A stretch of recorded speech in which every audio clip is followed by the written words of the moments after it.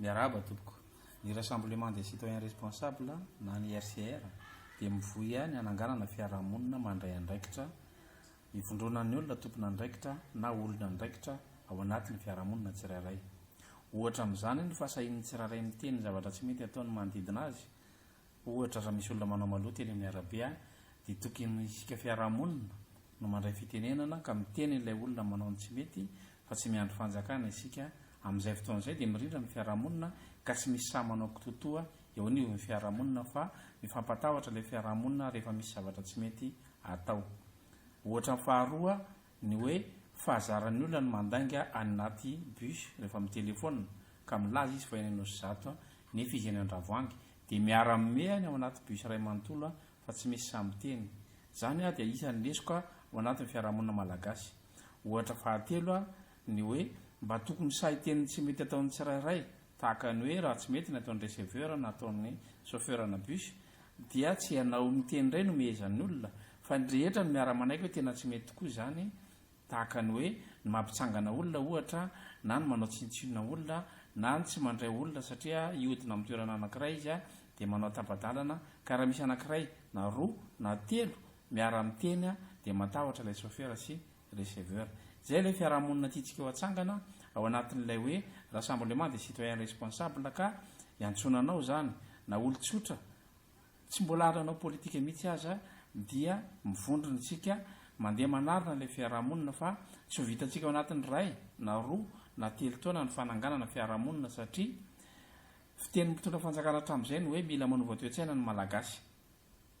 Ny toe-tsain'ny fiarahamonina dia miankina amin'ny rafitra izay apetraka mba ahafahana manarina ny toe-tsain'ny fiarahamonina izay efa simba. Any ivelany ohatra dia misy ny antsoina hoe programme de protection des témoins na ny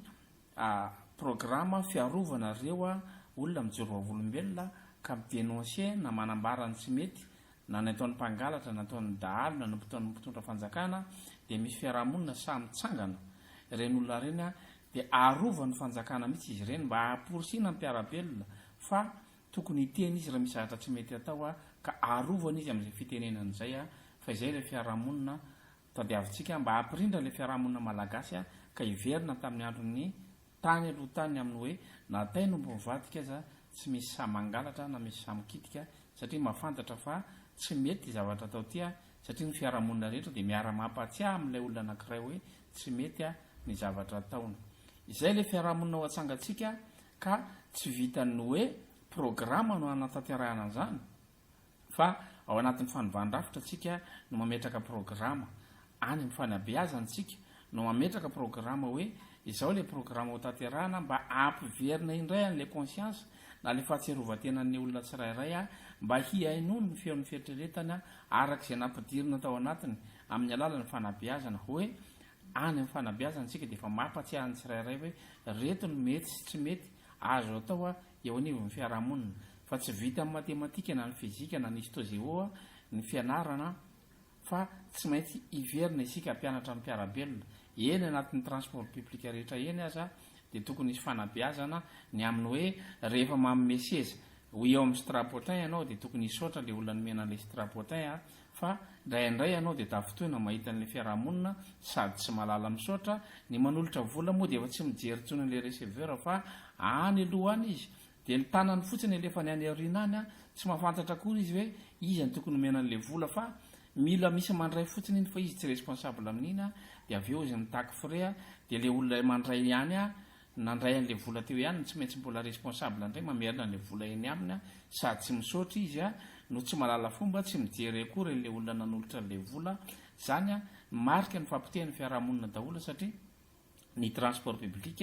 no anisan'ny singa iray ahafahana mamerina ny fitaizanan'ny fiarahamonina ka raha ohatra ka raisin'ny fanjakana izany ohatra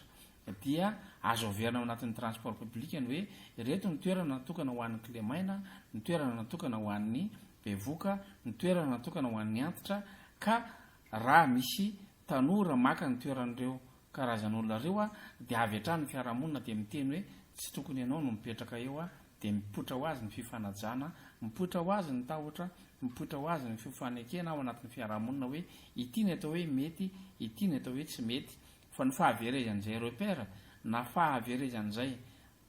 tokony ho taafina izay no mahatonga n'la fiarahamonina mandeha any amin'tsizy ka samy manao zay tiana atao la fiarahamonina fa izany fiarahamonina zany no atsangatsika amin'ny alalan'la fanovana rafitra ho fanomezana ndraikitra ny any amin'ny faritra io la décentralisation effective resantsika mbola hoetiny antsika sy ho lazaintsika eto momba ny décentralisation fa tsy mitovy an'la décentralisation zay dradradradraina ho fitakiana fahefana fotsiny fa misy zavatra be deaibe ao anatin'la décentralisation anokana antsika fotoana manokana iresahana izany raha tsy ho alain'ireo mpangala tahaka indray fa ianao citoyen responsable ianao olona ndraikitra no antenainay fa anaparitaka izany hevitra izany ka tsy ho azon'izy ao alaina tahaka satria firenena iraha manana Madagasikara mankasitraka tompoko.